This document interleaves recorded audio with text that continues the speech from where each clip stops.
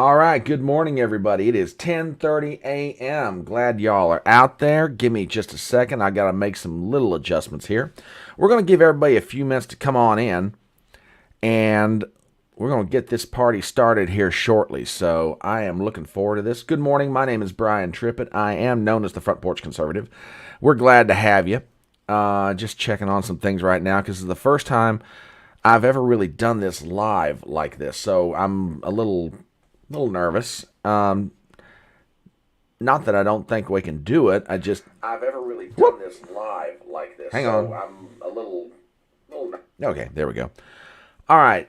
Do me a favor if y'all are out there right now. If somebody is watching this on YouTube, do me a favor and drop me a comment in chat. I really need to kind of see what's going on here. That would really be helpful right now. If you are watching this on Rumble, do me a favor and drop me a comment in chat. Right now. If you are watching this. Okay, there we go. All right, we got it on both sides. See, I told you, Gen Xer with boomer tendencies. What am I going to tell you? So, yeah, if you are either in either place, you're either watching this on YouTube or you're watching this on Rumble, do me a favor, drop me a comment in chat. Let's make sure everybody can see what's going on. Kind of want to make sure everybody's out there watching this. Anyway, good morning. My name is Brian Trippett. I am your Front Porch Conservative. Glad to have you here. We are looking forward to a good live stream this morning that we are calling Front Porch Brunch. So we're giving it a few minutes for everybody to come in. I know I started right at 10:30. Shocking. I was on time. Well, and I say that in comparison to other people that are out on YouTube and Rumble and other such places, because sometimes here's the time I'm supposed to be here, here's the time I show up. So I really don't want to do that. If I tell you I'm going to be somewhere at a certain time, I do like punctuality, at least for myself. I'm not bashing on anybody else here, but that's just the way I like to roll. So we're going to give it a minute or two. If you could really help me out here, I would genuinely appreciate it. If you are out watching this on YouTube right now, please do me a favor and drop a comment in chat. I want to make sure everybody can see or hear what's going on. I just want to make sure everybody can hear me, see me, volume is okay, that sort of thing. It would really be helpful. And, hopefully we're going to have a good time here today. We're going to be talking about a lot of different issues. And, we'll see what happens. Now, as we're waiting for everybody to kind of roll in, I suppose some introductions are in order. So let's just get to it. For those of you who have seen my videos for the past month and a half, either on YouTube, on Rumble, perhaps on Odysee, you found them at other places, maybe you've looked at them on Twitter, etc. Undoubtedly, you're asking yourself the question, who is this Fruit Loop?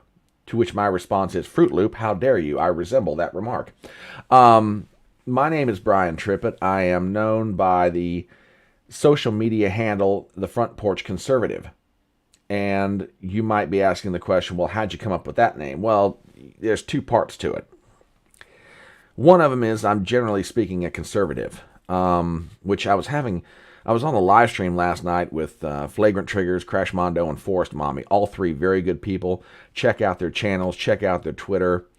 Flagrant Triggers has a website. He is a manufacturer of T-shirts and a wonderful product. So go check him out. Flagrant and Crash do a live stream on Saturday nights at 7 p.m. Eastern on Flagrant's channel called Clout Goblins. And I was on there last night, and I gave an answer to a question, and Crash looked at me and said, well, that sounds very libertarian.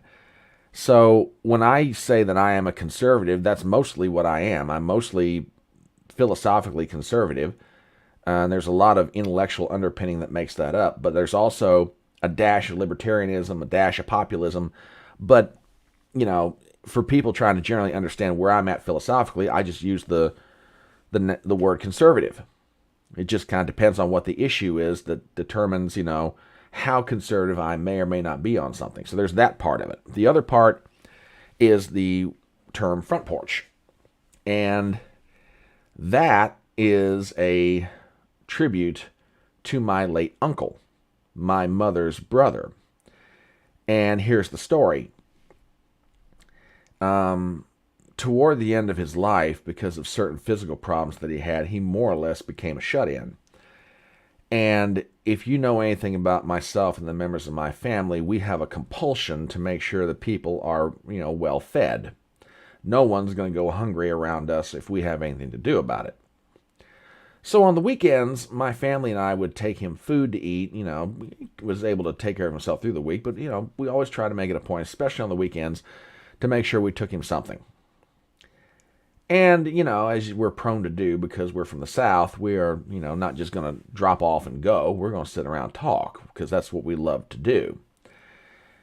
And one day he looked at me and said, "Brian, if you really want to be entertained in life, do not turn on your TV and don't bother paying the money to go to the movies."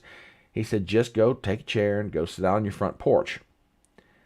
And what will happen is, from what you see walking down the street or what you see driving by in a car, guaranteed you will either laugh, cry, scratch your head, or do all three at the same time." But he said, because the world is a fascinating place if you watch it long enough.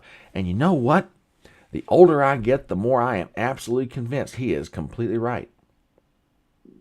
He was absolutely right about that.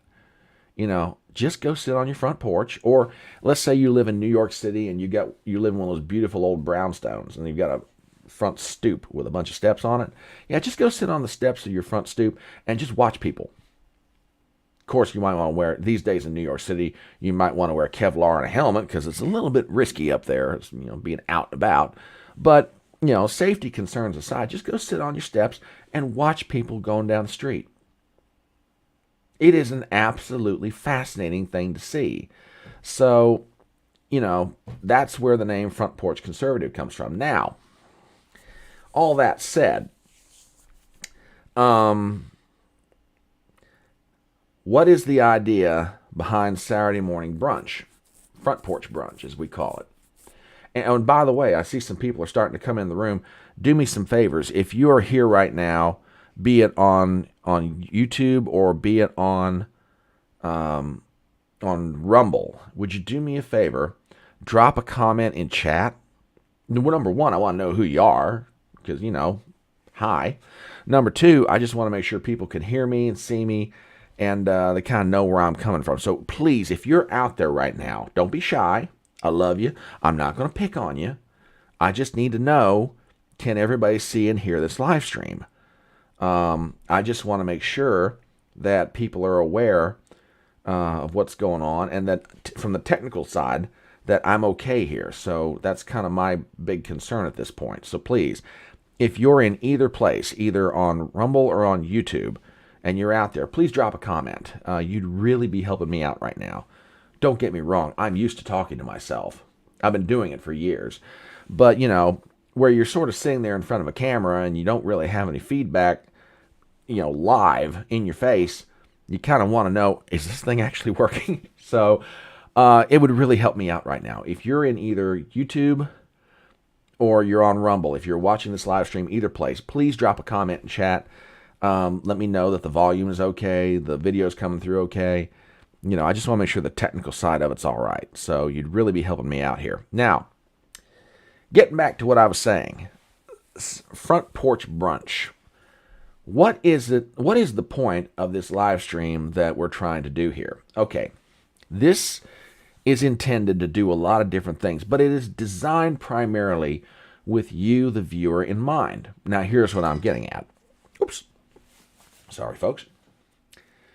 Like I said, I'm always a Gen Xer with boomer tendencies. Let's be honest about it. Life is stressful. Oh, say something I don't know. Yeah, I know, but you got to give me something to work with here. What I'm getting at is this. For the past 5 or 6 days, you have gone out and absolutely busted your hump trying to make it in this thing we call America. You're working in a job 40, 50, 60 hours a week, maybe more, who knows. You're trying to take care of your spouse. You're trying to take care of your significant other. You're trying to have a life outside of work. Maybe you've got kids. Those kids have activities, so you're running around all the time, so between the work and the stresses of, marriage, relationships, kids, neighbors, family members, what have you, you are absolutely stretched to the limit. Okay? And I get that. I really do. Now, everyone has a desire, mostly, to know what's going on in the world.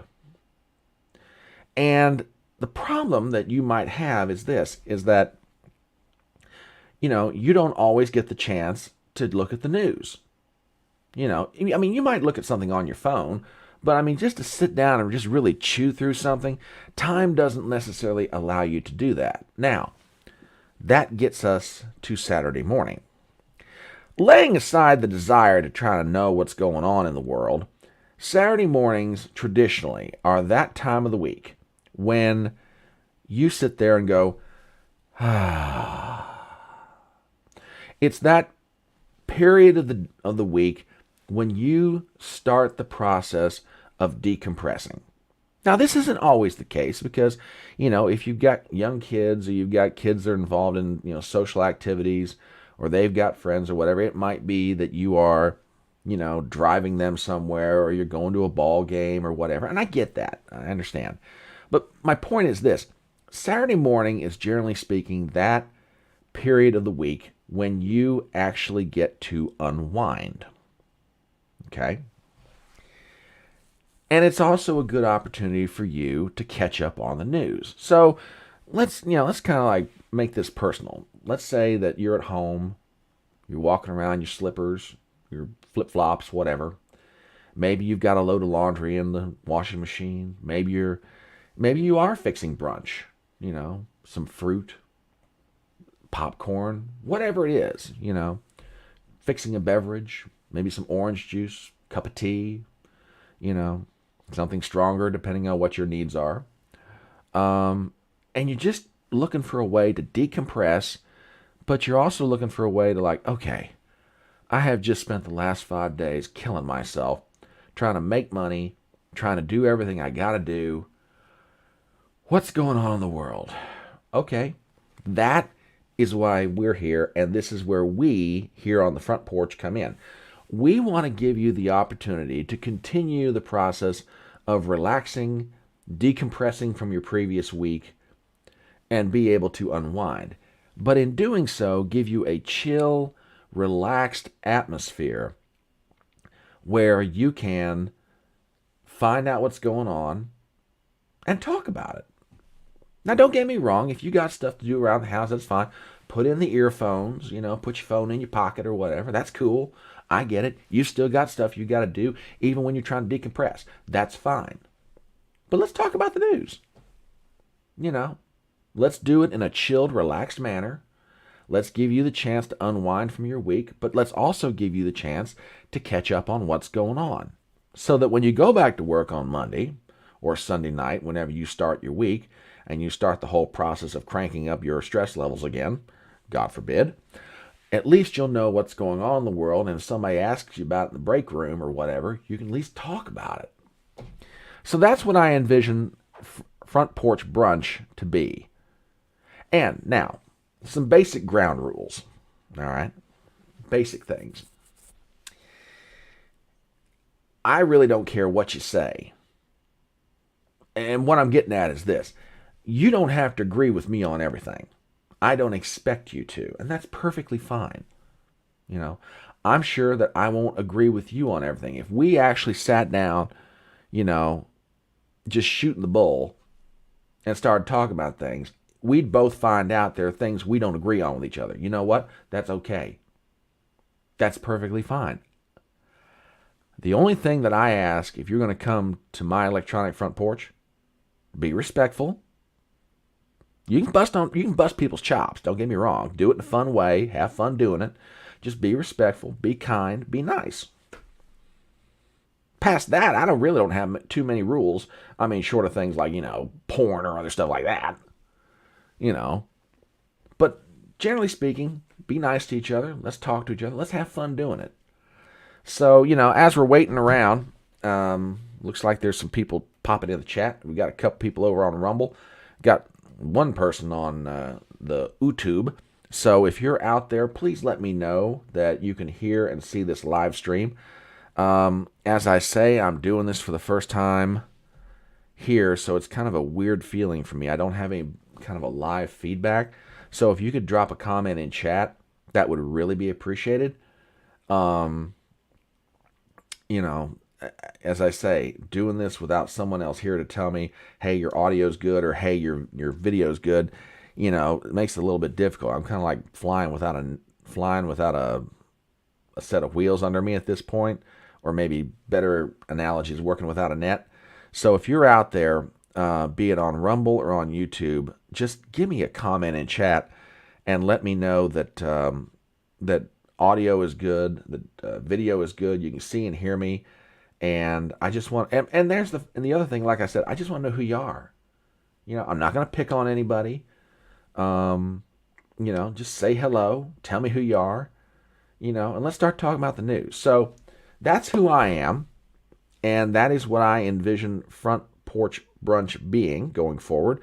We're going to try and do this consistently every Saturday morning because I kind of figure, it's that day of the week when you finally get the chance to relax and, find out what's going on out there. So that's who I am. That's who we are. That's what we're going to do. Welcome to the very first edition of Front Porch Brunch. I'm Brian Trippett.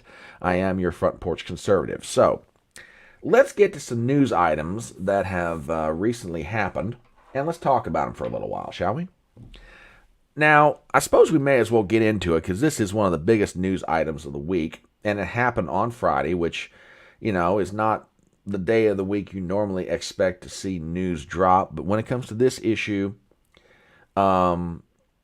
this thing is just absolutely taken on a life of its own, and I'm shocked by it. Now, for those of you who may not have heard about this, and I'm not saying you haven't, but I just kind of have a hard time believing you don't know what's about.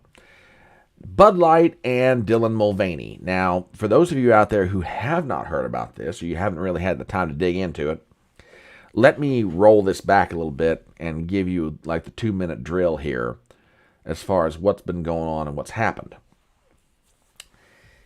Rounds about the beginning of April, when the NCAA tournament was going on, a video came up, I guess it's either on TikTok or Instagram, and it was Dylan Mulvaney had her arms around a bunch of Bud Light cans, put them down on a table, and for about maybe the next, minute and a half, did a little commercial talking about Bud Light and talking about, how much loves Bud Light and all that good stuff. And, it was more or less revealed that Bud Light had entered into some kind of marketing arrangement with TikTok star and trans activist Dylan Mulvaney.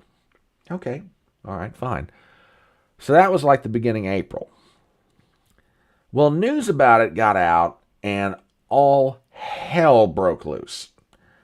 You had people like John Rich and Travis Tritt in the country music scene who are like, okay, we're never going to put another Anheuser-Busch product on our, tour bus or in our hospitality suites or whatever. We're not going to put them in our bars in Nashville, yada, yada. Kid Rock went so far as to post a video where he took a rifle and shot up a whole bunch of cans of Bud Light. And, in traditional Kid Rock fashion, he told Anheuser-Busch where they could go and how fast they could get there and what they could do when they got there. So this has been going on now for about 2 weeks. And the fascinating part about it was Anheuser-Busch would not say a word. They were like stone silent as the grave. They wouldn't talk about it. Well, that started to change about Thursday of this week. I want to show you something real fast. Give me 1 second here. And I'll pull this up. That's part of one of the things I love about doing a live stream is that you get the chance to that's not what I'm wanting. Hold it. Stop. Nope, that's not it. Hang on. I'm having one of those mornings. Oh, come on now. Where are you at?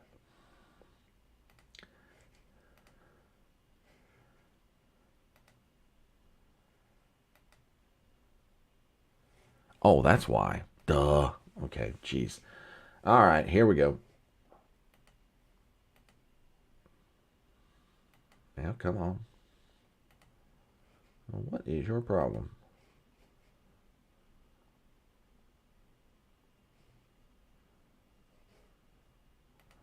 All right, well, yeah, I am having issues. I just love this thing when it works. Anyway, dailywire.com had an article that was talking about the whole controversy, and apparently details were starting to leak out that the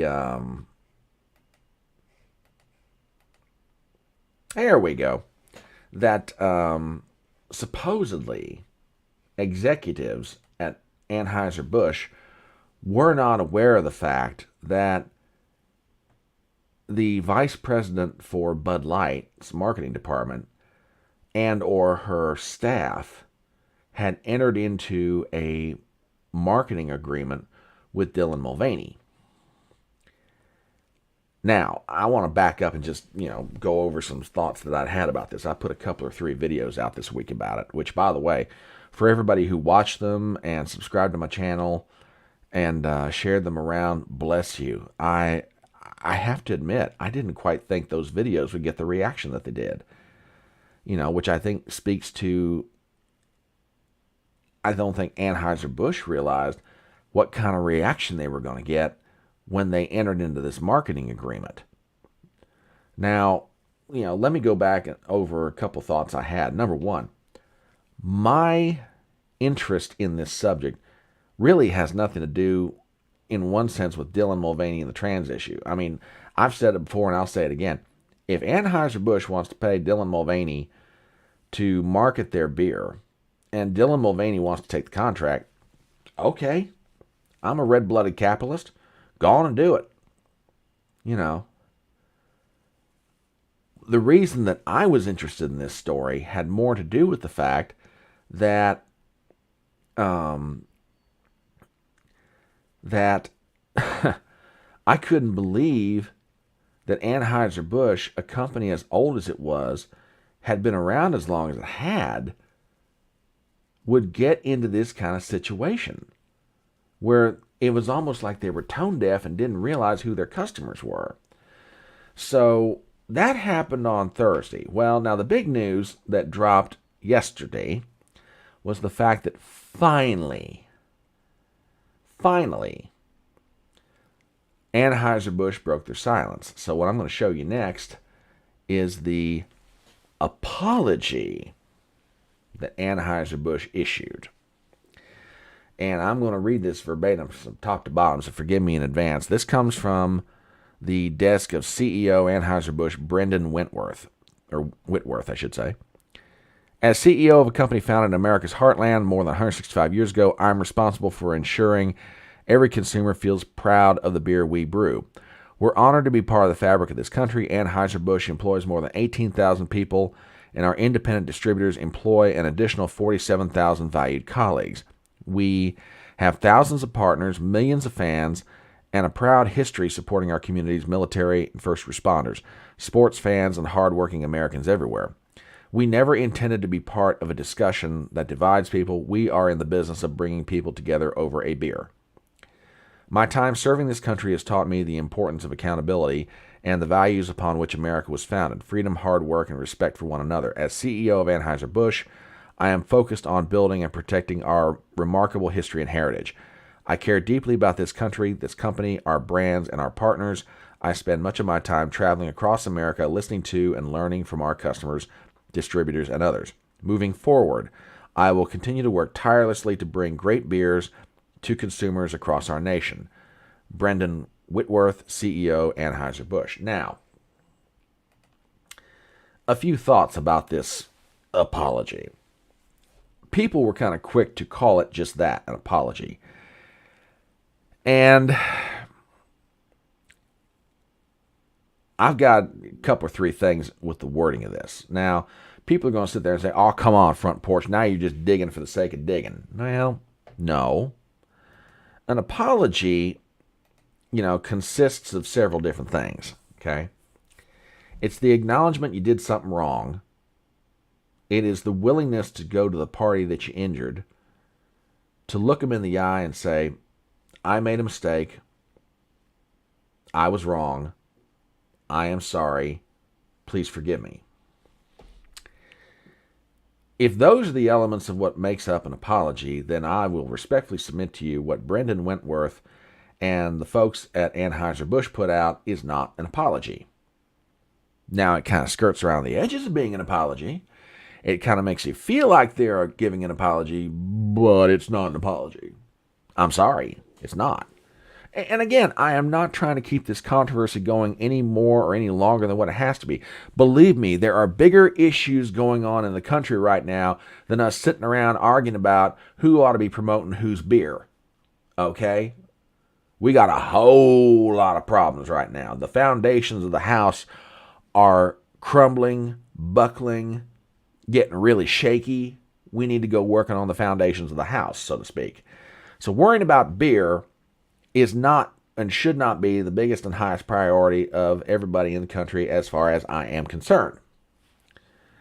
That said, however, I think that this touches on the issue of companies ignoring who their customers are, and I think it also touches on that somebody thinks it's a real good idea to go out and try and shove down people's throats something they don't want, they do not want, they don't want to be involved in, and trying to make them comply with ideas and ideology that they don't want and don't want to get into.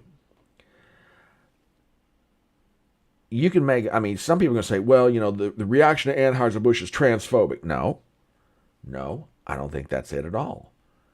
I think it gets down to a lot of people do not want something shoved down their throat.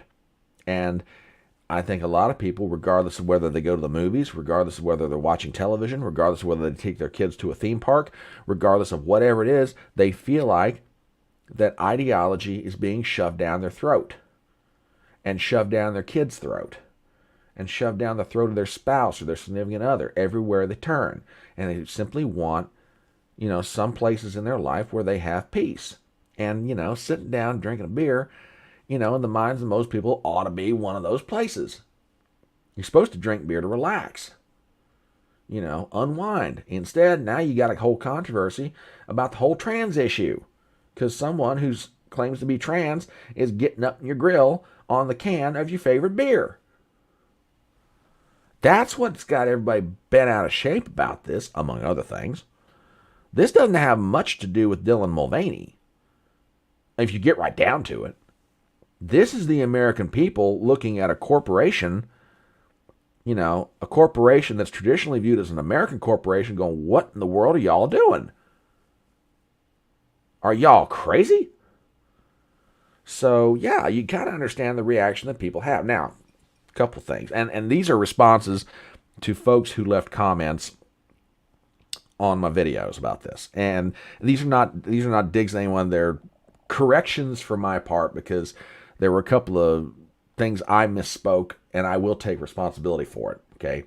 So this is my way of saying to those folks, I am sorry.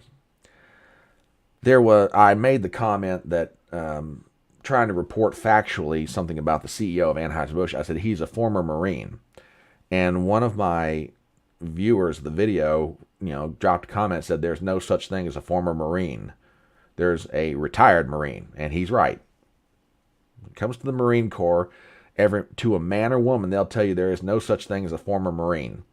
So to that viewer, my humblest apologies. You're absolutely right. There's no such thing as a former Marine. There is one other comment that I wanted to get to, and I want to set this up, going back on something that I had said.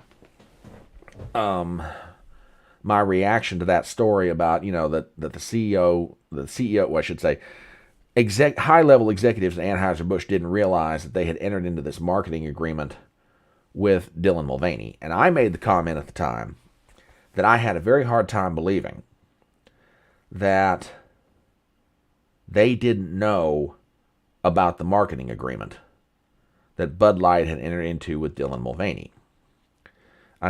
And the reason that I said that was there's too much money on the table as far as the cost involved with a marketing campaign for somebody above the vice president of marketing at Bud Light, Allison Heinerscheid, to not know about this. And one of the viewers of my video, and I won't mention names, but he made the statement. He said, look, I work at high levels of digital marketing. He said it is altogether possible that, the C-level folks at Anheuser-Busch did not know about this. So he's giving his perspective on it, and I'm not saying he's wrong. I just thought it was an interesting comment. I put it out there to you. So, and it's, sir, it may be you are absolutely right. And if you are, hat tip. I will admit that I'm wrong. That's just my perspective on it. So that's what's going on. Broke yesterday with the apology, non-apology from the CEO of Anheuser-Busch. Now, do I think this thing is going to go away anytime soon? Heck no.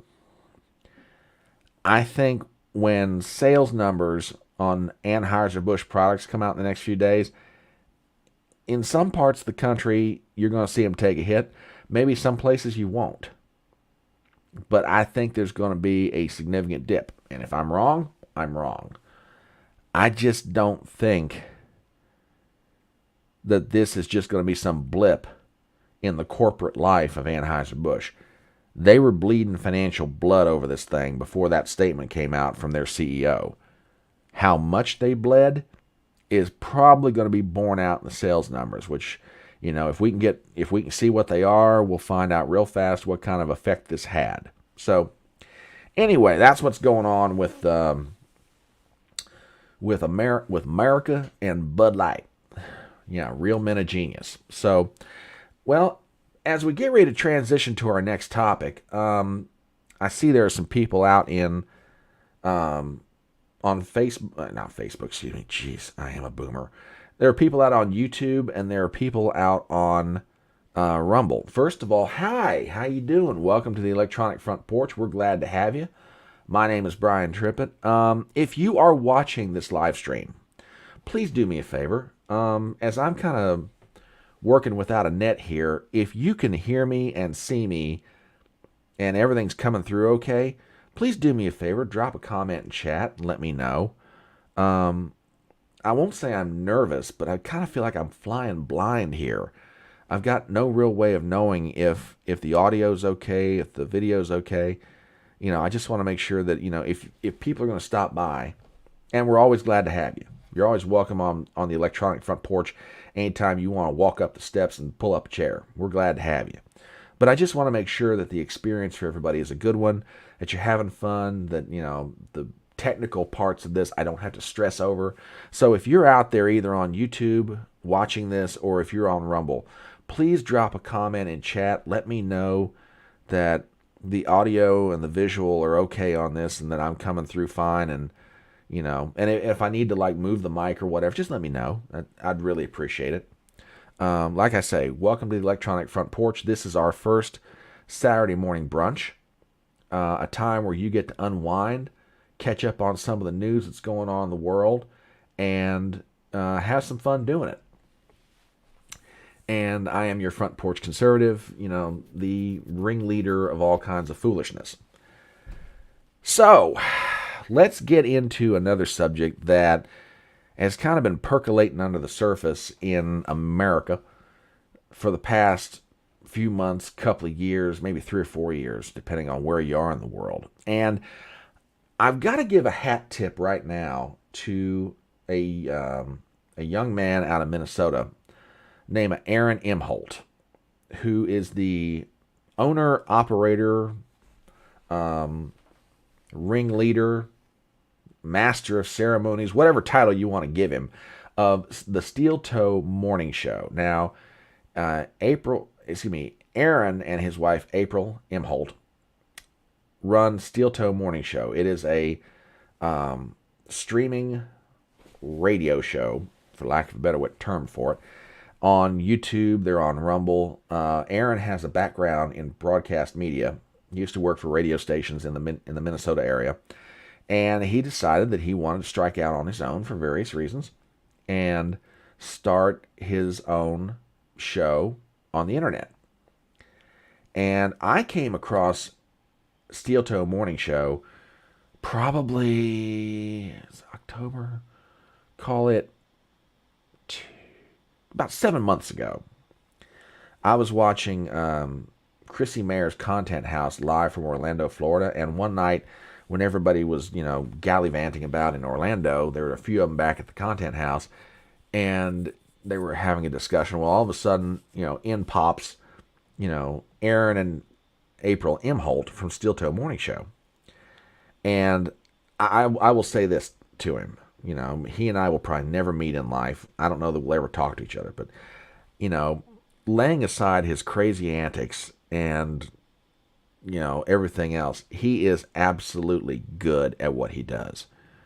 If you're looking for a morning show, to kind of get your day going, maybe as you're driving to work, whatever, I recommend Steel Toe Morning Show to you. Now, I do that with a caveat. If certain words and phrases offend your ears, if certain jokes on certain subjects bother you, or as Aaron himself might say, if you have little old lady, blue hair, Sunday morning church vibes, then his show may not be for you. That's the only disclaimer I'll put out there, okay? Because I'm not going to lie. If those sort of things bug you, then his show might not be your cup of tea, because he can get quite outlandish and inappropriate with language, jokes, whatever. But if that sort of thing doesn't bother you and you're looking for something funny in the morning, Steel Toe Morning Show. So there's my commercial for you, brother. And no, you don't have to send me any money. Now, I go back to what I said. He sort of pointed out an article and a story that I want to touch on, because it kind of goes to something that's been going on in America now for the past few years. And I want you to take a look at this. Let me pull this up real fast. Da, da, da, da. Oh, come on. Where are you at? Here we go. Here we go. All right, here it is. See, I told you I'm a Gen Xer with boomer tendencies. It's just ridiculous. This is from blockclubchicago.org. Walmart fought for years to open in Chicago. Now South and West Siders feel betrayed as they close. Customers and local leaders are scrambling to find alternatives for groceries, prescriptions, and other necessities in the wake of the mega chain's decision to abruptly shutter 4 of its 8 Chicago stores. Now, you go a little further into this article. South and West Siders are flooding local Walmart, stocking up on groceries and household supplies before the company closes 4 neighborhood shops in Chicago on Sunday. Walmart announced this week it will be closing locations in West Chatham, Kenwood, Little Village, and Lakeview due to poor sales. But neighbors said the stores are busy and they're concerned about the abrupt departure will make shopping for groceries, prescriptions, and other necessities even more difficult in communities that have already seen other big retailers leave. 3 of the 4 stores Walmart are closing are on the south and west side. Adding to the frustration for locals and officials is that Walmart fought for years to open in Chicago, and its leaders promised to be good neighbors. Now, I've got various thoughts about this, okay? And it goes a little something like this. You read these articles about these store closings in Chicago, particularly Walmart, and Aaron Imholt, in his normally irreverent way, brought up a fabulous point. How bad off do you have to be as Walmart that you can't make money somewhere in America? Okay. Now, as this article pointed out, 3 of these 4 Walmart stores that are closing are on the south and west side of Chicago. These are older folk. They tend to be middle to lower income. Let's be diplomatic about it. They are in heavy minority communities. Yet these areas can't, for Walmart's purposes, they can't make money. So is it that they can't make money, or is something else going on here? I've got a feeling that the closure of these stores in Chicago kind of goes to a larger trend of what's going on in the country. Now, the articles don't come out and say it, But and it may be that these 4 Walmart stores in Chicago don't fit the trend, but it's not been uncommon in the past years that major large retail chains, Walmart, Target, Walgreens, Aldi's, etc., have been shuttering their doors because of the crime. It's one thing for a major corporation to put a store in to a location. It's another thing for them to constantly have to worry about how much product or money are we losing because of shoplifting, how much money or product are we losing because of crime, how many sales are we not getting because people won't come to our store because of the shoplifting and the crime. These things factor into the decisions of companies as to whether or not they want to keep a store open in a certain location. And if you don't believe me, take a look at this. Here's a story from Yahoo Finance. Check this out. Whole Foods closes San Francisco flagship store after a year, citing employee safety. This came out, what is it, about 4 days ago. Whole Foods Market is one of the latest companies to close a store in San Francisco due to public safety issues. Whole Foods temporarily closed its flagship store in downtown on Tuesday, a little more than a year after it opened. On the day of the closure, a voicemail greeting directed callers to Whole Foods, 8 other stores in San Francisco. Excuse me just one second. Sorry about that. See, I may be a Gen X boomer, but I know where the cough button's at. We read a little further into the article. Employees who worked at the downtown Whole Foods in San Francisco will be transferred to one of our nearby locations, the spokesperson said. The downtown location, which is 65,000 square feet and located at 1185 Market Street, could reopen if Whole Foods determines that the safety situation has improved, according to a spokesman. Crime has been in the spotlight in San Francisco, with last week's fatal stabbing of Cash App founder Bob Lee in the Rincon Hill neighborhood, and last July, the district attorney said San Francisco was, quote, at a tipping point when it comes to public safety. Oh, come on, Front Porch, you're just picking on big cities. Why you got to bring this up? Well, I'm just reading the news. Here's another article. This comes from SanFranciscoGate.com. Take a look at this. More Bay Area pharmacies will close permanently. Reading into the article, more pharmacies are closing in the Bay Area around San Francisco, adding to the already shrinking list of stores. Walgreens recently purchased Pharmaca, which once operated at least 7 stores in the Bay Area, and will shutter the company's shops. Pharmaca's East Bay locations in Berkeley and Oakland ended pharmacy services February 9th, and the store's retail component is set to end February 25th, according to reporting from Oakdale. And it's not just Chicago, and it's not just San Francisco either. Hang on a second. I'm going to show you another one here. This one comes from Minneapolis. I don't know. It's funny. Do I remember something happening in the news maybe a couple 3 years ago in Minneapolis? Some guy named George. But I digress. Anyway, Aldi's exit shakes up North Minneapolis, widens worries over food insecurity. This is back on February the 10th.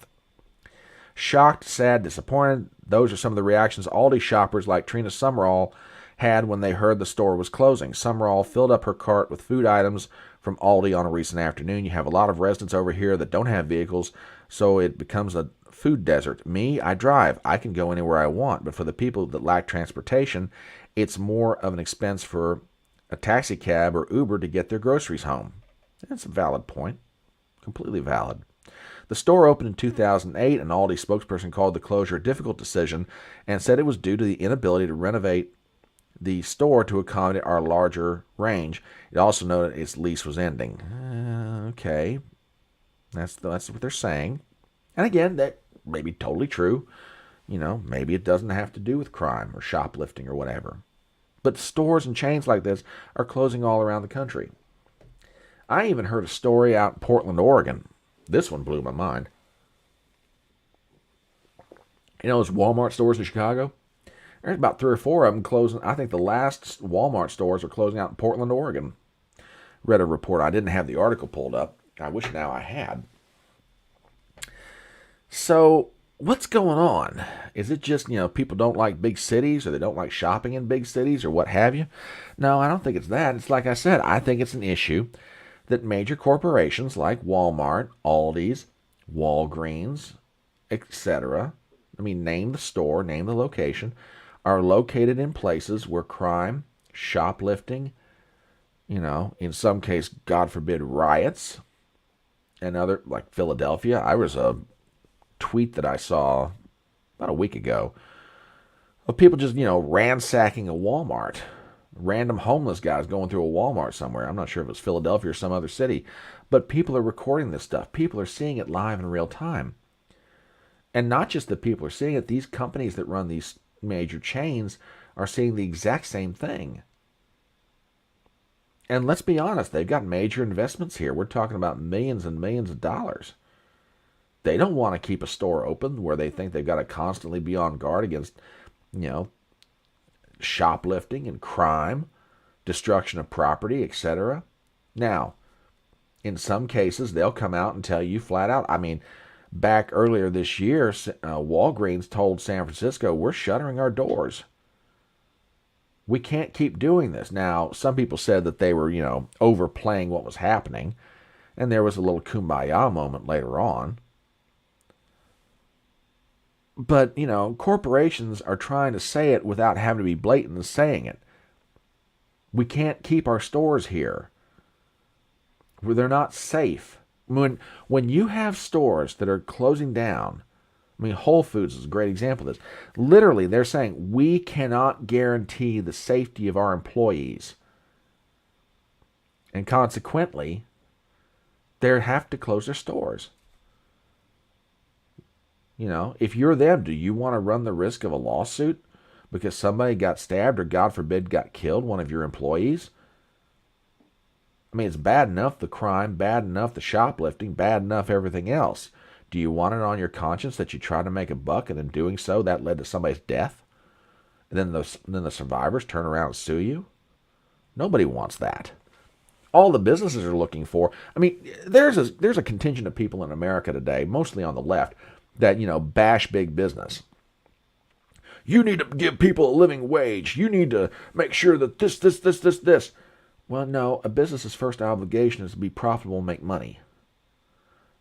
In doing so, they will try to create conditions where people can work for them, and hopefully, in that exchange of services for money and other benefits, people can work for a company and the company gets benefit from their work. But their first obligation is to make a profit and do so in a lawful and ethical manner, and also in a manner that is safe for them, their employees, and their customers. But it's reaching the point that these companies can't do that anymore. And have you noticed something else? It's in major metropolitan areas. Now, this is not exclusively the case. I'll give you a personal example from my life. There is a local pharmacy. It's a Walgreens. I'll just go and tell you who it is. That's about, I don't know, not even a mile from my place of work. And one evening I stopped there on the way home. I needed to get some personal items. And I'll even tell you what it was. There's some razors, disposable razors. I walked to where they are. I bent down to get, a pack of them. And I had to stop and I had to go get an attendant. And I said, hey, can you come over here and help me? I need to buy some disposable razors. He said, sure. He came over there and did what he needed to do. Now, if you're wondering what I'm talking about, there was a lock on the display area to get out a pack of disposable razors. Now, I live in a relatively small town. It's about 45,000 people, okay? It's not a major metropolitan area by any stretch of the imagination. For the place in the world that I live, it is called a city. But it's not New York City. It's not Chicago. It's not L.A. It's not, what you think of when you hear big city. And you wouldn't think that to walk into a Walgreens and to go buy some disposable razors, that you got to go get the clerk to unlock it. And I asked him, I was like, why is this happening? He said, well, we've been looking at numbers, and apparently there's been shoplifting, and the store owners are making the decision that, we're locking up certain things. I said, razors? disposable razors you're locking up? I said, I could see that on certain things, but why this? He's like, hey, believe it or not, they're stealing them. So to go back to my point, this isn't necessarily exclusively a large metropolitan issue, but more often than not, this is where you find it. You find it in major metropolitan areas that are going through this. Stores are closing, either because of the crime or the shoplifting or riots or whatever issue. These stores are making the determination, look, we can't do this anymore. We want to be good members of the community. We want to try and help where we can. But, we're not going to risk our safety. We're not going to risk the safety of our employees. We're not going to risk, people's lives, keeping these stores open. And in some cases, they'll come out and tell you that blatantly, Aldi's or Whole Foods, or Walgreens. In some cases, they won't, like Walmart. They're trying to be diplomatically, politically correct. So, it's a problem. And how do we solve it? Well, first of all, I think, as with anything else in life, first of all, you got to admit you got a problem. Then you got to start getting down to the root cause of it. I do want to show you one article that I found, and it kind of speaks to where we are as a society. And I thought it was really interesting, especially in light of this issue about crime and retail stores closing down in large cities. I want to show this to you. He's probably one of my favorite writers, which, by the way, if you ever get the chance to read his stuff, do it. He's one of those wise old heads that, first of all, he can write well, and when he says something, it's very, pertinent to the situation. Victor Davis Hanson, who's a scholar at Stanford University and a historian, among other things, he recently wrote a piece in American Greatlist called Fiddling America Away. We fixate only on the irrelevant that we think we can address while ignoring the existential we no longer can solve. And I want to go toward the end of this article, because this is really good when he puts this together. Here it is.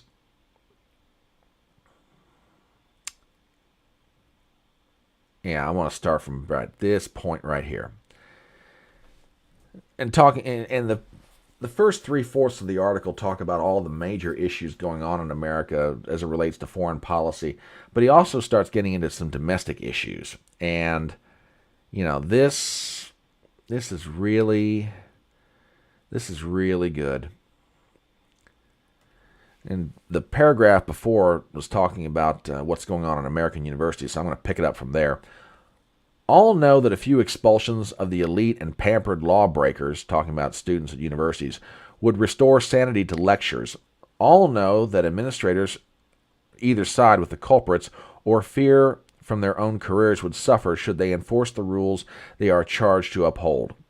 As transgenderism sweeps the country and wins the attention of the White House, the media do their best to hide the facts that the transgendered mass murderers in Nashville wrote a blueprint of how and why we should soon be killing 9-year-olds, that another would-be transgendered mass killer was stopped just in time in Colorado, that another transgender would-be assassin traveled to the home of Supreme Court Justice Kavanaugh to murder him.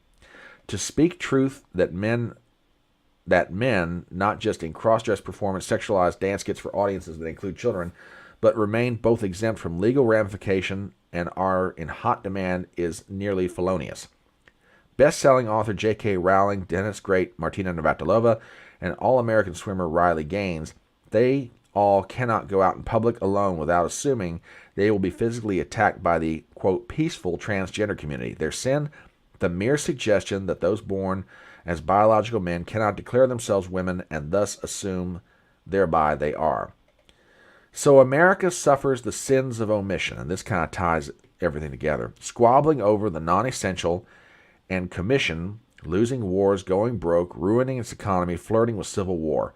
We know that these are all self-inflicted wounds, but apparently we believe their remedies are worse than the original maladies. And so we fixate only on the irrelevant that we think we can address while ignoring the existential we know we no longer can solve. The world is terrified and stunned at the result and increasingly looking elsewhere to non-American solutions. Now, want to back up a little bit. I know that toward the end of that, he focused more on the question of transgenderism, but it was that last paragraph about America suffers the sins of omission, and we all know that these are self-inflicted wounds. Crime in cities, riots, violence, a lot of times having to do with the issue of transgenderism. These are self-inflicted wounds. How do we start solving this? Well, I'm not going to sit here and tell you I've got all the answers, but I think some basic things that would really help, that would really, really help, is how about, number one, we recognize there's a God. Number two, that he's laid down certain rules for his creation. Number three, that we treat our fellow man with respect. Number four, how about the golden rule? Do unto others as you would have them do unto you. How about kindness? How about respect for your fellow man? Am I going to sit here and try and preach a sermon to everybody? No, I'm not. But my point is this. We have reached the point where our public behaviors as a country are divorced from any kind of moral principle. And now it's anything goes. If a person feels like today that they're a man or a woman, but they're born differently from their biological sex, okay, they're different, and everybody else has to accept it. If I need something, I'm going to go steal it. To hell with the consequence. To hell with whether I risk someone's safety. I need something. Therefore, I'll take. We're becoming, and have become, a very cruel, thoughtless, and heartless people. This has got to change, or else we're not going to be able to function as a society. And that sort of begs the other question, how much longer can a society like that hold up before it degenerates into darkness and then ultimately blows away in the wind to be remembered by history? I don't know. So yeah, it's a little heavy, so apologies in advance. I just, the issue's been bugging me for a while. I just want to kind of get into it. I think it's something that ought to be talked about. So, as Forrest Gump might say, that's what I got to say about that. Anyway, looks like we got quite a few folks out there watching us on Rumble.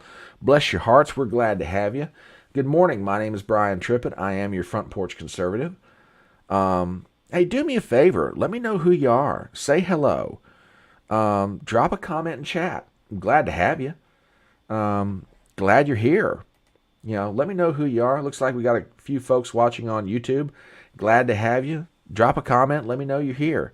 We're going to try and do this Front Porch Brunch on a regular basis going forward. But, this is our very first time doing it. We're kind of working out the kinks. As I jokingly tell people all the time, I'm a Gen Xer with boomer tendencies. So, do not expect technical brilliance when it comes to running this live stream. But I enjoy doing this. I have fun doing it. I think that Saturday mornings are a great time for people to get together, hang out, talk, maybe catch up on some news.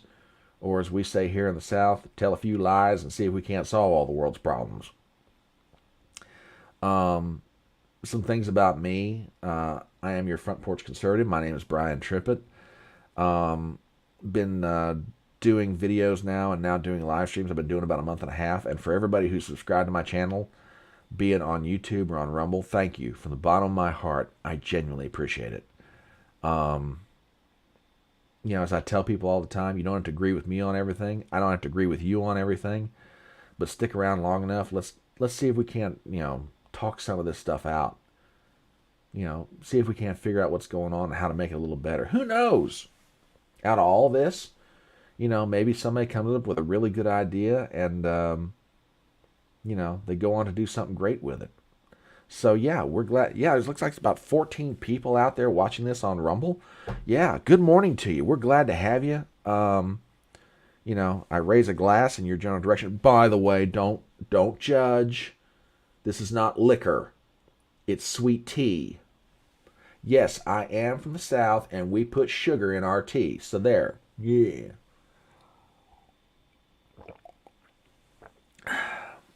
Besides, man's going to talk for almost 2 hours. He's got to find some way to liquefy his throat.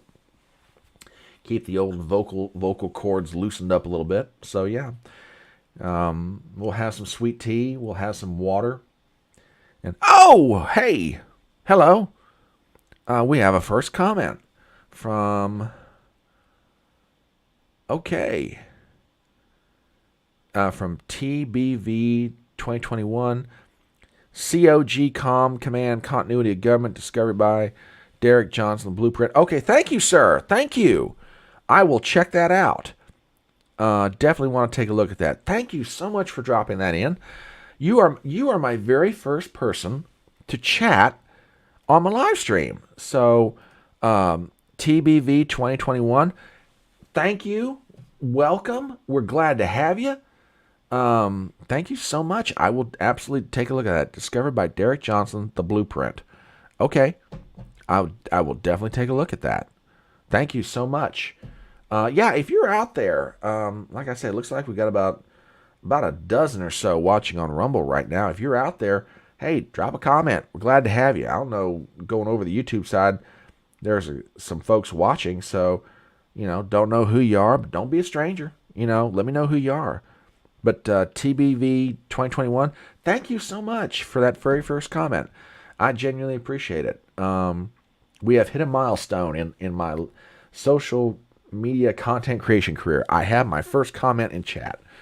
Well, I shouldn't totally say that. I got to back up a second. I did a impromptu live stream last Sunday night for Easter, and my buddies Crash Mondo and Flagrant Triggers were there, and Crash popped the first comment. But as far as Front Porch Brunch, TBV 2021, you are my very first commenter on this particular live stream, so thank you. Greatly appreciated. Greatly appreciated. So yeah, we're up to 15 now. All right. And by the way, for those of you out there, if you got a friend, and I know you do, unless you're a hermit, but even hermits have friends, which is kind of contradictory. But anyway, my point is, do me a favor, reach out to him, send him a text, say, hey, there's this idiot over on Rumble. Come on, check this out. This guy's a Fruit Loop, but you got to see this. So spread the word around. We're glad to have you. It is Front Porch Brunch.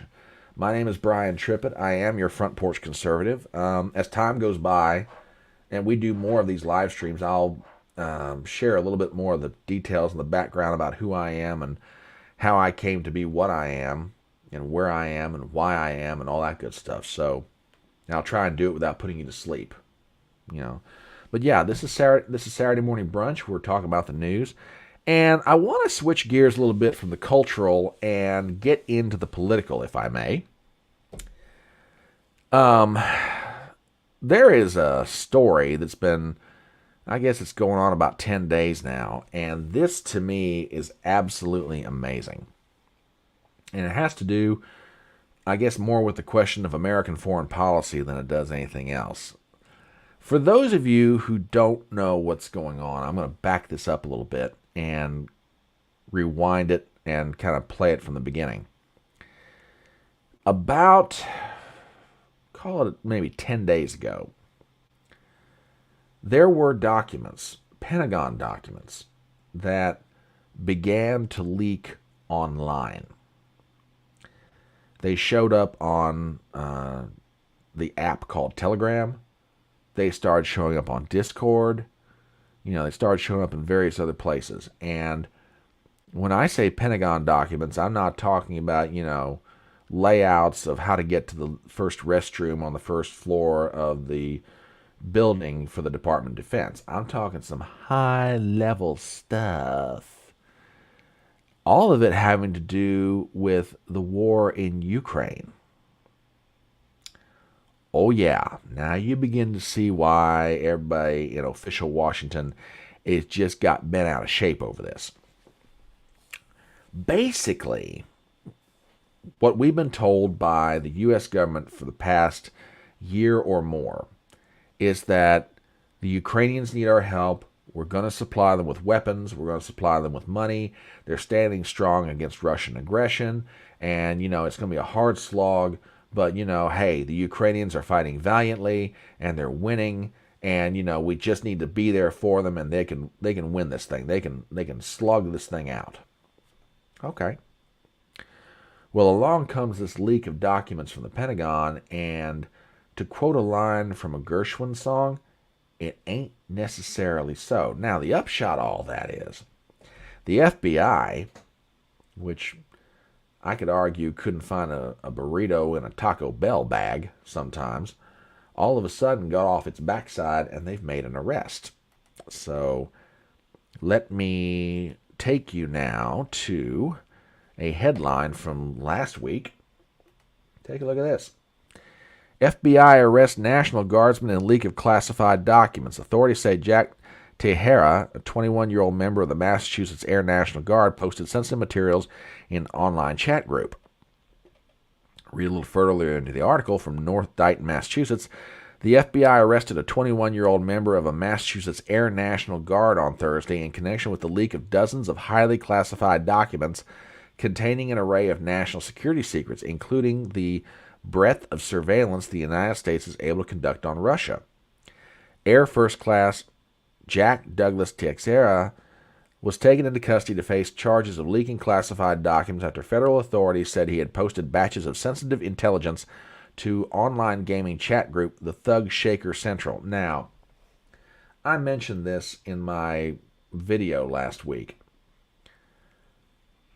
Seriously, can we please not come up with a cool spy-sounding name other than Thug Shaker Central? I mean, come on. There's been enough James Bond movies out there now. Surely we could have come up with something better than that. Well, that's just me being cranky. Going back to the article, as reporters from the New York Times gathered near the house on Thursday afternoon, about a half dozen FBI agents pushed into the home of the Airman Tejera's mother in North Dighton with a twin-engine government surveillance plane keeping watch overhead. I've got shades and flashes of Casino with that scene with Robert De Niro and the plane landing on the golf course, but I digress. So that is where we are with this. The FBI has made an arrest. They think they have found the person who leaked the documents. Now, I've got all kinds of questions, and I asked some of these in my video the other day. And how did a 21-year-old kid get access to these documents? What kind of clearance did he have at the Pentagon? Was he even working at the Pentagon? If he did get access to these documents, from where did he do it? How? Assuming that he is guilty of that of which he is charged. He is still given the presumption of innocence. Okay? So how did he get access to the documents? Did he act alone? In other words, was he the only one involved with this, or did somebody give him the documents? I mean, there's a million questions that go along with this, but these are just a few that top off the top of my head. The top of my head. Now, for those of you who may not be familiar with this story, that sort of begs the question: exactly what did he leak? Well, this is why official Washington is just about to tear their hair out over this. I'm going to take you to an article from Forbes magazine. Take a look at this.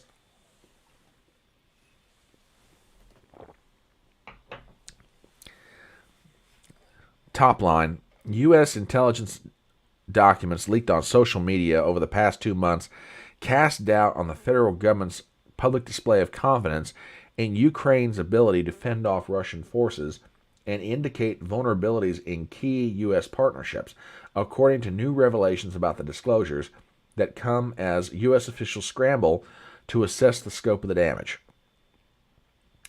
The Department of Defense officials have said the leaks, which include more than 100 military documents, some labeled top secret, posted to the Kremlin-linked Telegram app, Twitter, and video game chat platform Discord, among other social media channels, were larger in scale than they had initially estimated. Politico reported on Monday, citing senior Pentagon officials. The U.S. has not revealed the source of the leaks or whether it expects more documents to surface, creating a sense of chaos and uncertainty within the Department of Defense. Where one official told Politico, "The mood is anger," another said, "I'm sick to my stomach."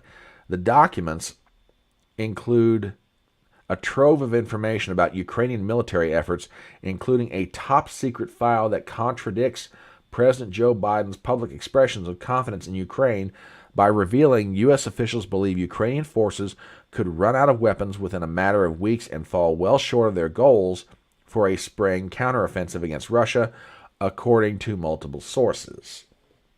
What did he leak exactly? The truth. You know, bless his heart, he just was silly enough to leak documents that told the truth. Which, by the way, I just inadvertently swerved into something that I need to explain to those of you who are watching this for the first time, and maybe you're not familiar with my idiosyncrasies. I promise you that if you watch my live streams long enough, you will hear me use the phrase, bless your heart, bless his heart, bless her heart, in some form or variation thereof. Now, this message that I'm about to give is directed primarily to people who do not live in the South. And this, by the way, this is not a knock on y'all. You know, this is just to kind of clarify something. See, a lot of people outside the South think that the expression bless your heart means screw you. No, that's not the case. You have to remember something. Bless your heart is a contextual expression. Now, what am I getting at? Well, see, depending upon the context of the conversation that you are engaging in with someone, that will determine what the expression bless your heart means. For example, let's say that you are talking with someone and you guys have a mutual friend, and your buddy tells you that the mutual friend is now in the hospital, and you might say, oh, bless your heart. What that means is, I'm sorry to hear that. I feel sorry for the poor guy or lady, you know, whatever. Or, you know, perhaps, you know, you're out with a friend and they do something very nice for you, okay? And, you know, in that moment, you kind of look at what's been done and you say, oh, bless your heart. See, there, bless your heart means, oh, thank you very much. It's very kind of you. Or it might very well be that you're having a conversation with someone and they tell you about a friend of yours that did something very, very unintelligent. And then you will say, oh, bless his heart. Translation, he's so dumb. Now you begin to understand why I say, you know, bless your heart is a contextual expression. So, you know, for those of you not from the South, stick with me. You know, you stick around long enough, you'll figure out my idiosyncrasies, my speaking patterns. So when I say, bless his heart, he was just silly enough to tell the truth, what that means is, oh, that poor kid, he didn't realize what he did. So yeah, bless your heart. He was just silly enough to show documents and told people what actually was going on. Now, let me get a little more serious for a second.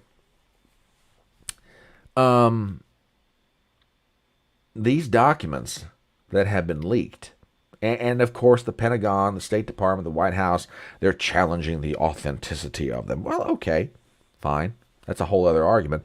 But let's assume that these documents are exactly what they are. They're legit. They are authentic. These documents basically take the spin that the White House and the Department of Defense have engaged in for over a year and blow it all to hell. Basically, those documents show that we, the American government, don't feel all that confident that the Ukrainians can actually beat the Russians in a war. These documents show that the Ukrainians may be on the verge of running out of weapons. And I just saw somebody drop a comment in chat. Liberty Guy says it's a setup. Well, you know, and you know what? You may be right. You may be right, because I mean, I'll get to what I'm referring to here in a minute. But that's what the documents show. That on the one hand, you've got Joe Biden, the White House, the Pentagon over here saying, hey, the Ukrainians are going to make it. We just got to make sure they got the cash and the money and they can win this war against the Russians. And on the other hand, you know, we're sitting over here saying, yeah, I don't think so. Now, Liberty Guy, do me a favor. Could you expand on that a little bit? Because I don't want to assume that I'm understanding what you're saying. You say it's a setup. What specifically are you referring to? You know, I think I know where you're going with this, but do me a favor. Drop me a little something. You know, kind of expand that out. I'll give you my thoughts on it while you're doing that. Now, let's talk about the leak itself. I mean, there's all kinds of things you could discuss with this. How did it happen? You know, the who, what, where, when, and why.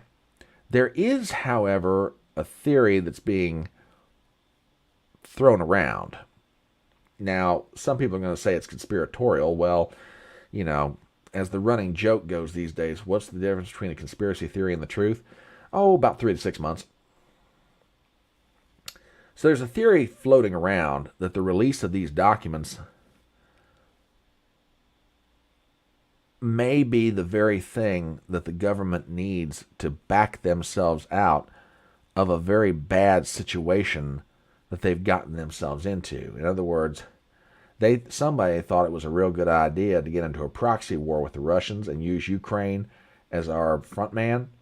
And now we're realizing, oh crap, this isn't going to work, but we're so far in, how do we get ourselves out? Well, if these documents leak saying that we're having doubts about, you know, the Ukrainians' ability to win the war, okay, maybe this is the thing we need to extricate ourselves from a very embarrassing situation, embarrassing monetarily, embarrassing militarily, etc. So that's the theory that I've heard floated, and I'm not going to say there may not be some truth to it. We just don't know yet. But Liberty Guy, if you're out there and you hear this, you know, do me a favor, expand on that, because I want to know exactly what you're thinking. You know, a setup to who? Are they setting the young man up? Are they setting the American people up? And who's doing the setup? So, yeah, thank you for dropping that comment. I definitely want to know what you're thinking on this. So drop that in there for me. But that's what's going on. And like I say, the historical analogy that I come to with this reminds me so much of the Pentagon Papers back in the 1970s. Now, those of you who are watching maybe that are younger and you're not familiar with what that was, the Johnson administration, and then it followed through into the Nixon administration, the two different administrations of the American government, the executive branch, that were charged with leading the effort on the Vietnam War, particularly the Johnson administration, you know, was out there publicly saying, hey, we're going to win in Vietnam. We just need to commit the right amount of forces, the right amount of equipment, etc. And we can win and we can defeat communism in Southeast Asia. We've got to do it, or the domino theory will just, one nation will fall right after another, after another, and another. Well, then along came Daniel Ellsberg, who started leaking documents to the New York Times and the Washington Post, documents that showed very clearly that everything that the American people, oh, good morning, F. Susan. How you do? Thank you for dropping in a comment. I so am happy that you're here. I just saw your comment. Bless you, ma'am. Glad you're here. Thanks for stopping by the front porch. We're glad to have you. But to go back to what I was saying, Ellsberg gives these documents to the New York Times and the Washington Post in the early 1970s.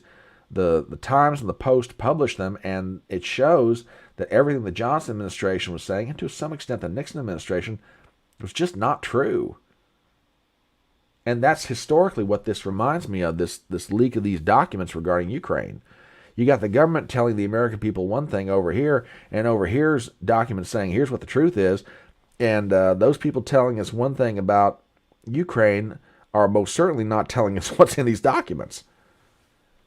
You know, and now a young man's been arrested. He's been charged with the leak of these documents, and, you know, very, very interesting. So we'll see how all this shakes out. But I find this fascinating. And now, you know, what does the leak of these documents do to our efforts in Ukraine? You know, I mean, there's a whole live stream that we could get into about, you know, what's really going on the ground in the Ukrainian war with Russia.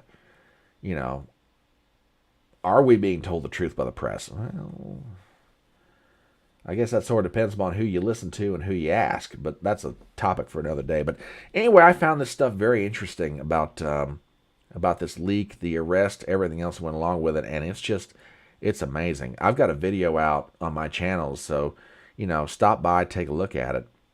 And again, to quote that legendary American philosopher Forrest Gump, that's what I gotta say about that. So we're going to transition to our last topic of the morning. And as we do, I just want to say again, for those of you who are watching on Rumble, for those of you who are watching on YouTube, good morning. My name is Brian Trippett. I am your Front Porch Conservative. Welcome to the very first edition of Saturday Morning Brunch. This is a live stream dedicated to you, the viewers, where we talk about things going on in the news. Some of them could be cultural. Some of them might be political. As you might expect, I'll get into the political. If my name doesn't give you an idea where I stand, don't worry. You listen to me talk long enough, you'll figure it out. But basically, I want to give you who have been working very hard the past 5 or 6 days, and maybe Saturday morning is your chance to unwind. I just want to give you the chance to kind of, chill out, catch up on some news, and give the chance to talk about it. I'm going to give an editorial comment in general here. I don't think we talk to each other enough, and for those people who've commented on the live stream so far, TBV 2021, Liberty Guy, F. Susan, thank you. I mean that in all sincerity. Thank you. I said it earlier on in the live stream. It's a little disconcerting to be talking into a camera and you're not sure if you're talking to anybody or you're reaching anybody. So the fact that you three folks have been gracious enough to drop a comment and let me know you're out there, from the bottom of my heart, thank you. Thank you so much. And like I say, for those of you who are out there that are watching, don't be a stranger. Let me know who you are. I mean, I would like to see the Front Porch community be built into something big and wonderful and beautiful. And, and if you don't want to say anything or you don't want to comment in chat, that's fine. I'm not going to condemn you. I'm not going to give you grief over it. That's your choice. You have the right to speak. You have the right not to speak. But you know what? I think we need to get to the point, and not just even here, I think we need to get to the point where we're willing to, engage each other in conversations. And I think, places like this afford us that opportunity to do it. So for those of you who have dropped comments, for those of you who are watching, thank you so much. Welcome to Front Porch Brunch, or Saturday Morning Brunch, depending on what you want to call it. We're glad to have you. And I love all you guys. Thank you for stopping by. Appreciate it. We're always going to try and do these on Saturday mornings. For one, occupationally, it's probably one of the best times of the week for me to do a live stream. And two, I'd like to think that this all gives us the chance to decompress from the week we've just experienced and just hang out with each other and, fellowship for a while and talk and see what's going on in the world. So thank you for being here. So let's get into the last big topic that I've got for this morning. And that is the 2024 election. Now, I can just see it right now. Y'all probably rolling your eyes up in your head going, oh my God, do we have to? Well, okay, don't worry. We're not going to take a deep dive into this. I just want to kind of touch on some things that are going on that I think are of interest. Now, and by the way, y'all don't have to be conservatives to come to this channel. If you are liberals or progressives, I may not agree with you on everything, but you're still welcome here. Let's engage in a conversation. If you think I'm wrong, tell me why. If I think I'm wrong, don't worry. I'll tell you why you're wrong, okay? But, you don't have to be a conservative to hang out here. If you're a libertarian, progressive, populist, anarcho-libertarian, conservative, moderate, you have no label, that's fine. We're going, I love you. As I tell people all the time, I love you. I may not agree with you, but I still love you. And this is an open front porch. So long as everybody is respectful to each other, don't get me wrong. If you want to bust somebody's chops, and have fun doing it, that's fine. Just don't get malicious. Be nice. The world needs a whole lot more of that these days. But if you want to have fun and hang out, you don't have to agree with me on everything, and I'm not going to agree with you on everything. But anyway, editorial comments aside, let's get into this. 2024 election, the GOP nomination. Have y'all ever seen something as crazy as what's going on? Now, granted, we are a long way from the Iowa caucuses in January 2024, so I get it. Okay, I really do. But have y'all ever seen anything as crazy as what's going on right now? Now, here's what I'm getting at specifically.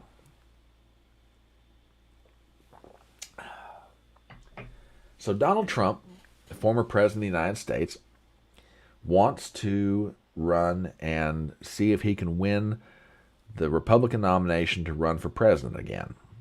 And without going into everything that happened in 2020, he feels like he got the shaft. Okay. Like I say, that's a whole line of conversation, but that's where he's at. And trust me, when the day comes, we'll get into it, because there's a lot can be said about the 2020 election. But he feels like he got the shaft, and he wants another crack at Joe Biden. Okay, fine. Now, if you think back to 2016, that was a really unique situation. You had upwards of 20 different individuals who were running for the Republican nomination to be president. All of them very experienced, all of them capable, all of them, with previous governmental experience. And then you had one businessman named Donald Trump, TV personality from his show The Apprentice, guy who'd been in the national spotlight for years, not on the political side, just in the cultural and business realm, decides to get in the race as the Republican nominee and takes these other 15 to 20 Republican politicians, governors, senators, cabinet members, etc., and mops the floor with them. And out of that came the Never Trump movement. We're never going to vote for Trump. We'll never support Trump. We're never going to help Trump, yada, yada, yada. Well, now it's almost 8 years later, and the Never Trumpers are still around. And obviously Donald Trump's still around, because he ain't going nowhere. And now they've got a problem.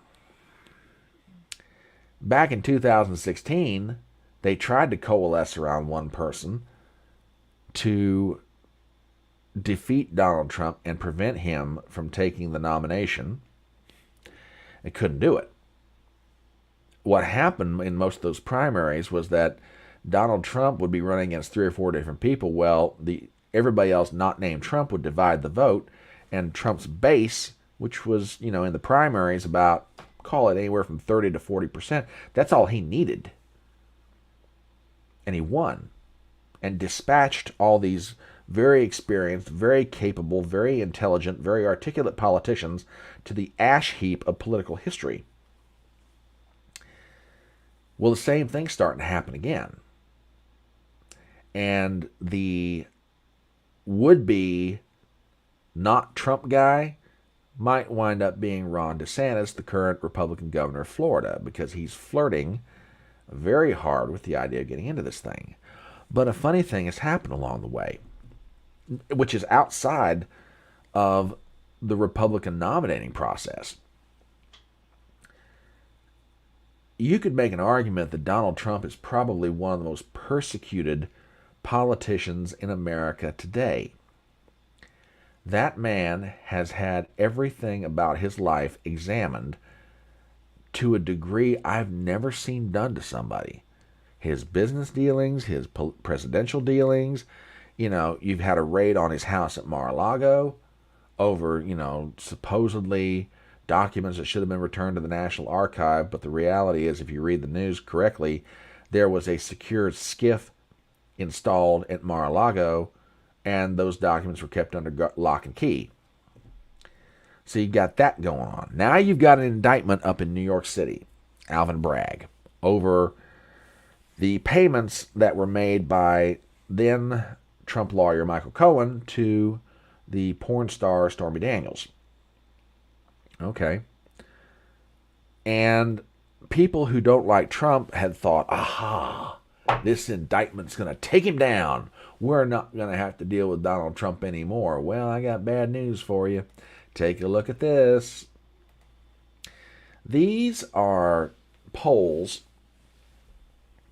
conducted most recently by different organizations: Reuters, Trafalgar, Insider Advantage, Yahoo, Investors Business Daily, Tip Polls, Signal, and Fox News. And you'll notice something. The indictments came down, if you remember correctly, the 30th of March. So right about here. Now notice something. Before the indictments, Trump still had a lead among Republican voters as far as who they would want as their nominee. But it was like 13 points on the low end. That indictment came down, and Trump's numbers took off like a rocket. If you take the Real Clear Politics average of all these polls, Trump's got a lead of upwards of almost 30 points over his nearest Republican rival. Now, let me say some things. Number one, I don't put much stock in the average of polls on Real Clear Politics. Nothing against the people that run the organization, but there's an assumption built into that average, and that's this: that each poll is accurate. What I'm getting at specifically is that the results of these polls accurately reflect what's going on. Now, if you know anything about polling in America over the past, let's call it 12 to 14 years, there are some polls that are not worth the paper they're written on. Okay? But all that said, ever since that indictment came down from the DA in Manhattan, Alvin Bragg, Trump's numbers have just shot up like a rocket. Now, that sort of begs the question, why? And I think it gets down to this. Republican voters who may or may not be tuned in at this point, and really, honestly, they shouldn't be. And I'm not saying that as a slam, it's just that's the truth. They shouldn't be. It's April of 2023. We are, 8 months away from the Iowa caucuses. Probably, 8 or 9 months away from New Hampshire, to decide who the nominees of the respective parties are.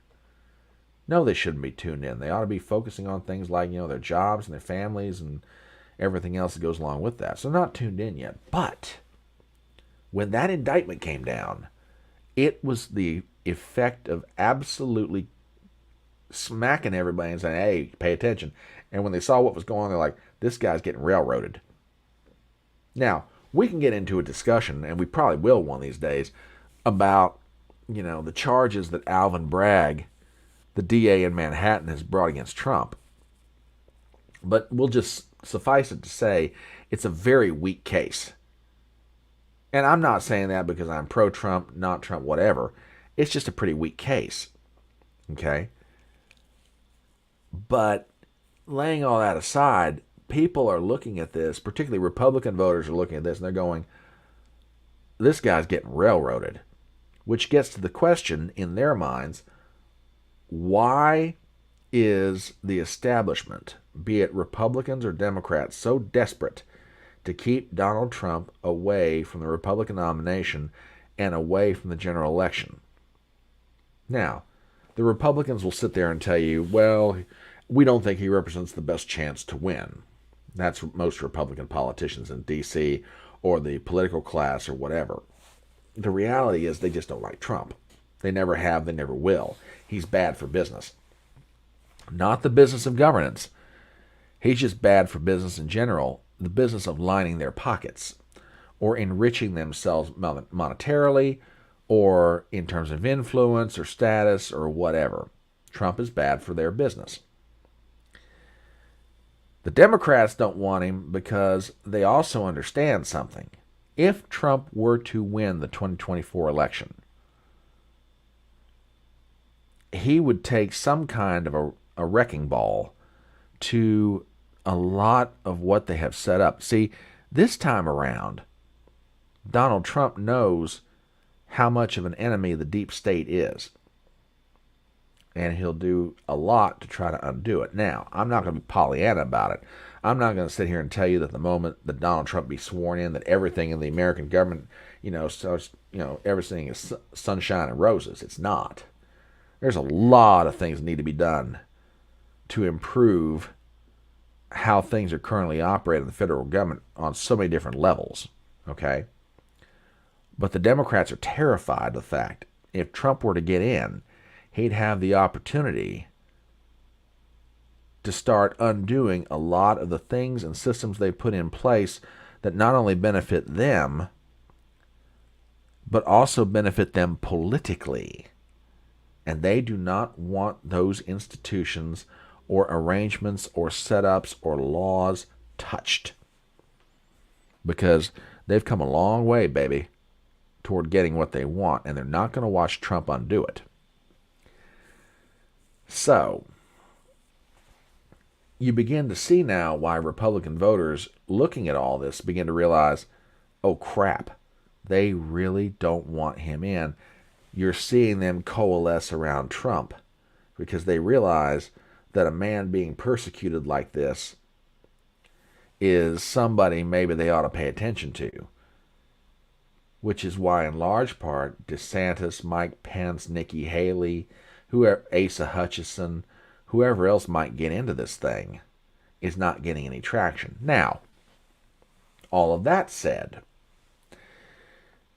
keep in mind, it's April of 2023. There is an eternity between now and, the first votes that start taking place in Iowa next year. A lot of things could happen. It might very well be Ron DeSantis decides not to get into this thing. Which, frankly, I think he'd be better served politically if he didn't. He's still young. If he wants to seek the presidency, do it somewhere down the line, but not here, not now. Build your record in Florida. You'll leave as a 2-term governor. You'll have a successful run. You won re-election by almost 20 points. Stay in your lane. And I'm not trying to be anti-DeSantis with that advice either. I'm not. I just don't think now is the time for him to start taking Donald Trump head on. It's really not. And do I think that Donald Trump is the best candidate? It depends upon what aspect you're asking me that question. Are there people more articulate? Sure. Are there people who can better explain why their policies are the way they are? Absolutely. There's a lot of things about Trump personally and politically that, you can sit there and legitimately criticize him for. And believe me, God knows I will. I like Trump on policy. There's certain ways he goes about doing it that kind of make me crazy. But, on the whole, I can handle it. I can handle Trump. That's fine. So we'll see how all that shakes out. But right now, it's really interesting. The Republican establishment can't figure out who's going to be the guy to take Trump head on. They're hoping it's DeSantis. I just don't know. I don't think that indictment helps DeSantis at all. There's one lawyer out there in America, and I follow him on a regular basis. His name is Robert Barnes, which if you're not checking him out, you need to. He and his buddy Viva Fry are a couple of really good guys. They host live streams Sunday nights together, Wednesdays. Robert Barnes is probably one of the most brilliant lawyers and commentators out there today. And it's his speculation, and I can't disagree with this, by the way. It's his speculation that people started whispering in Ron DeSantis' ear, and they started playing on his ambition. And, oh, you'd make a great president. Look what you've done for Florida. Just imagine if you could do this for all of America. Wouldn't it be so great? Yada, yada, yada. And then on top of that, supposedly, DeSantis' wife, Casey, has as much or more ambition than Ron does. and she's seeing herself as the first lady and all that good stuff. And you've got, Paul Ryan and the money people whispering in their ears. And, show me one person immune to that kind of temptation, and I'll really want to meet these people or that person, because that is fortitude that you don't see anymore. Excuse me. So I don't know. We'll see what happens. I just don't think it's a good time for him to take on Trump. Which, by the way, that kind of gets to something else that is going to have to be figured out regardless of what happens in 2024. And here's what I'm getting at.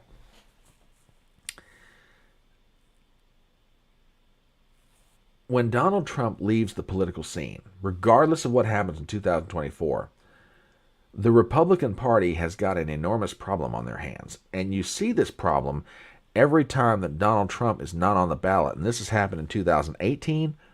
It happened in 2022. It happened most recently in the Wisconsin State Supreme Court race.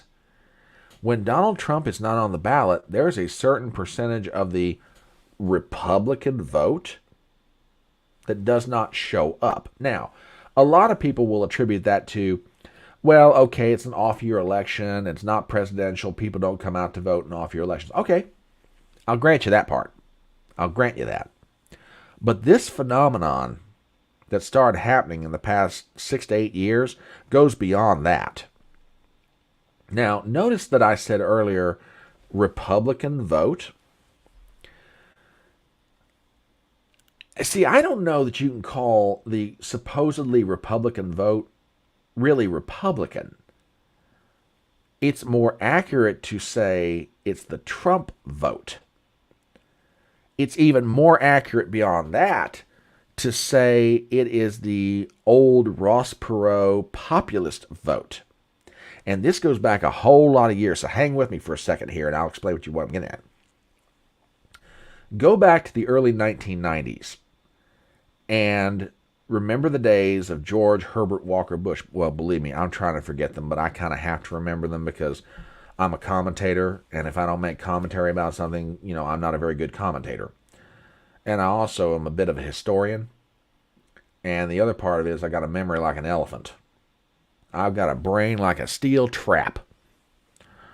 Rusty as hell, but I got a brain like a steel trap. But anyway, think back to the days of George Herbert Walker Bush. You remember that famous campaign of '88? Read my lips. No new taxes. Wouldn't be prudent. Not good for the economy. We're going to stay the course. Okay, Dana Carvey, I'm not, but you get the idea. Well, that's one of the things that Poppy Bush ran on. He wasn't going to raise taxes. Well, the recession of the early, late 80s, early 1990s hit, and Poppy Bush took the advice of some very bad people, Dick Darman, his budget director, being one of them, and he worked out a deal with the Democrats where he raised some taxes. That and a very skilled young politician from Arkansas named Bill Clinton and an indictment of Caspar Weinberger by Lawrence Walsh led to Poppy Bush's defeat in 92. And another part of what led to his defeat in 92 is a guy named Ross Perot. Because Ross Perot pulled about 15 to 16% of the vote in the 92 general election. Well, Perot ran again in 96 and got similar numbers. So what began to happen was something began to be picked up on the American radar, that there was about anywhere from 15 to 20% of the population that absolutely did not like the Republican Party. And keep in mind, these are former Republicans. So they've been out there for a long time. Now, Perot went away. Those voters didn't. They've been looking for somebody to vote for, and when 2016 rolled around, they found their guy. They found Donald Trump. If you think back to that campaign, his message was very populist, very America First, very MAGA. And these people were like, that's our guy. But the funny thing happened. If Donald Trump's not on the ballot, they're not coming out to vote. Now, here's why I say that there's going to have to be a reckoning regardless of what happens in 2024. These people have voted, this 15 to 20% have voted because Trump's on the ballot. What happens when he's not there anymore? The Republicans are having a hard enough time now when Trump's not on the ballot getting people to come out and vote for them, particularly this 15 to 20%. What's going to happen when Trump's not there? You begin to see the problem. How long can the Republican Party, as currently constituted, continue as a national force if they can't convince significant portions of the population that they ought to come out and support Republican candidates? I mean, 2022, given how badly Joe Biden has run America, you would have figured that, the Republicans would have net gained more seats in the House of Representatives than what they did. I was honestly anticipating anywhere from 30 to 40. They wound up getting just barely enough to give them a majority. And by political standards, that's pathetic. Absolutely pathetic. Yet, that's what happened. And why? Because, laying aside self-sabotage, which we can get into some other time, the Trump voters didn't come out and vote. Well, what's going to happen post-2024 when Trump's not there? Because come 2028, God willing, and we're still having an election as a country at that point, if he's not on the ballot, what's the Republican Party going to do? Now, granted, that's for the Republican Party to figure out. I just think from an analysis standpoint, they've got an enormous problem in the next few years. How do you solve this? Well, I'll argue you solve it by actually, maintaining certain fundamental principles. Number one, how about we defend our women? How about we stand up for women and say, no, we're not going to let men go in women's bathrooms. We're not going to let men compete in biological sports, that women are supposed to be competing in. There's one thing. That might help. If people actually realize the Republicans actually stood for something culturally beyond just the question of tax cuts and deregulation, that might go a long way toward helping them out. How about standing up for things like, a strong, secure border? How about standing up for the American worker? Trying to bring more of our businesses back to America. All those factories in the 90s and the early 2000s that went overseas, how about we bring them home?